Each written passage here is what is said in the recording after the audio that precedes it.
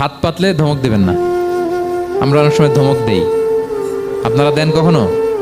না, আমরা দিতে পারবো না। ধমক দিতে নিষেধ করেছেন আল্লাহ তাআলা। আম্মা সাইলা ফালা তানহার, যদি না থাকে বুঝিয়ে বলেন যে এখন পারতেছি না, কিন্তু ধমক দেবেন না কখনো।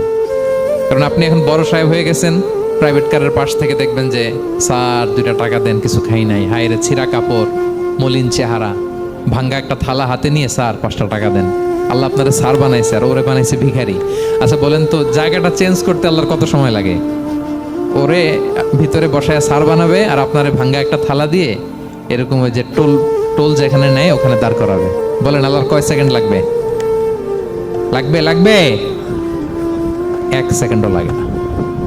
সো ও আম্মা সাইলা ফালা তানহার, ফরিয়াদিকে ধমক দিয়ে তাড়িয়ে দিও না, খবরদার।